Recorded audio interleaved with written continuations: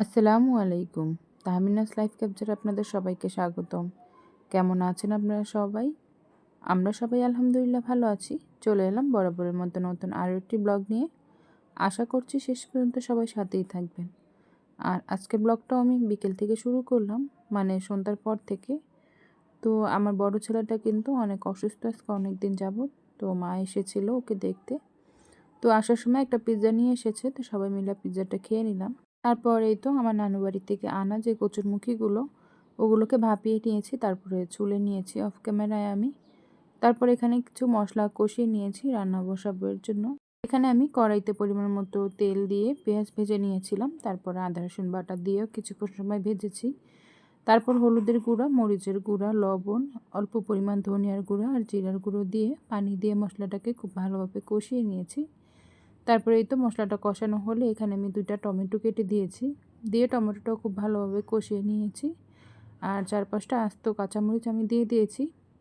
তো টমেটোটা দিয়েও আমি বেশ কিছুক্ষণ সময় আমি খুব ভালোভাবে একটু কষিয়ে নিচ্ছি, কারণ তরকারি যে কোনো তরকারি রান্না করি না কেন একটু মনোযোগ দিয়ে খুব ভালোভাবে একটু কষিয়ে রান্না করলে কিন্তু তরকারিটা খেতে খুব ভালো লাগে। তারপর এখানে আমি তো ঝোলের জন্য পরিমাণ মতো একটু পানি দিয়ে নিচ্ছি, আর খুবই অল্প পরিমাণ পানি দিয়েছি।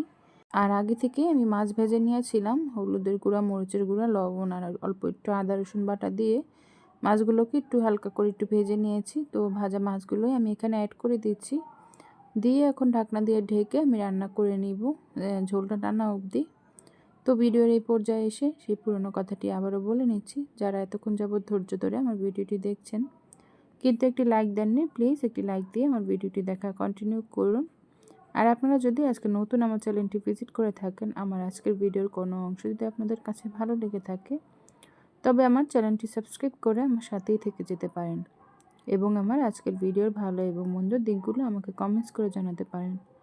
আর আপনারা যারা এই কাজগুলো করে প্রতিনিয়ত আমাকে সাপোর্ট করে যাচ্ছেন, তাদের জন্য রইল মন থেকে অনেক অনেক দোয়া ও ভালোবাসা। এদিকে আমার মাছটা প্রায় রান্না করা হয়ে গেছে। আমার বাসায় আজকে ধনিয়া পাতা ছিল না, তাই আমি অল্প পরিমাণের একটু টালা জিরে গুঁড়ো উপরে দিয়ে দিয়েছি। আমার রান্নাটা কিন্তু হয়ে গেছে। এখন আমি যে ঢাকনাটা সেটা কিন্তু চেঞ্জ করে নিয়েছি, কারণ আমি কিন্তু এতক্ষণ এই কড়াইয়ের ঢাকনা ব্যবহার করিনি, সেটা পুরনো একটা ঢাকনা, সেটা ব্যবহার করে রান্না করেছি।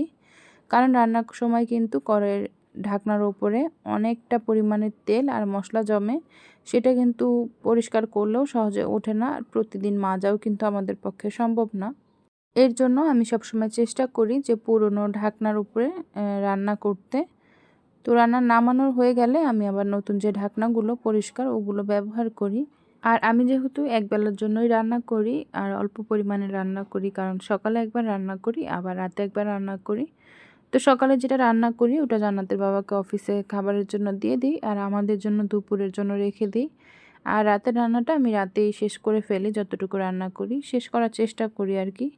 আর আমরা যখন খেতে বসি তখন কিন্তু এই কড়াইগুলো নিয়েই খেতে বসি, আলাদা বাটিতে বাড়ি না। মেহমান আসলে একটু একটু বাড়া হয়, আর নয়তো আমাদের এই কড়াইগুলোতেই সামনে নিয়ে আমরা খেতে বসি। আর এর জন্য আমি আমার রান্না করা হাঁড়ি আর ঢাকনাগুলো একটু ক্লিন রাখার চেষ্টা করি, আর আমি ছোট ছোট পাতিলে রান্না করি। তো অনেকক্ষণ যাবৎ বক বক করে ফেলেছি, এখন আমি কি করছি সেটাই বলছি আপনাদের সাথে। তো কিছু মশলা আমি এখানে আরও কষিয়ে নিয়েছি, আর এখানে দিয়ে দিয়েছি 2টা ইলিশ মাছের পিস, মাথা আর লেজা। তো প্রথমে যে দেখেছেন আমি কচুরমুখীগুলো চুলেছি ভাপ দিয়ে, তো ওগুলোই আমি এখন রান্না করব ইলিশ মাছের মাথা আর কাঁটাকুটো দিয়ে। তো এই কচুরমুখী ইলিশ মাছ বা চিংড়ি মাছ দিয়ে রান্না করলে কিন্তু খেতে খুবই ভালো লাগে, আমার খুব পছন্দের একটি খাবার। তো এখন যে ছুলে রাখা কচুরমুখীগুলো আমি এখন মাছের তরকারির মধ্যে দিয়ে দিচ্ছি, কষানো মাছটার মধ্যে আর কি। তো নেড়েচেড়ে নিচ্ছি, নিয়ে ঢাকনা দিয়ে ঢেকে আর একটু সময় কষিয়ে তারপরে আমি পরিমাণ মতো অল্প একটু পানি দিয়ে দিব। তো এখানে কিন্তু খুব ভালোভাবে কষিয়ে আমি অফ ক্যামেরা এখানে পানি দিয়ে দিয়েছিলাম। তো আমার রান্নাটা কিন্তু প্রায় হয়ে গেছে। ধনিয়া পাতা ছিল না, তাই আজকে আর দেওয়া হয়নি।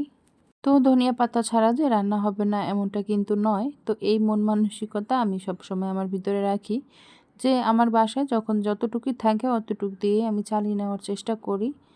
তো এখানে কিন্তু আমি একটু ঝোলটা বেশি রেখেছি, কারণ কচুরমুখিতে কিন্তু ঝোল টেনে নেবে। তো ফ্রিজে আরও কিছু কচুরমুখী ছিল, ওগুলো আমি ভাপিয়ে নিয়েছি, ছুলে নিব। আর আমার রান্নাটাও কিন্তু কমপ্লিট হয়ে গেছে। পাঙ্গাস মাছ দিয়ে টমেটো দিয়ে ভুনা করে নিয়েছি।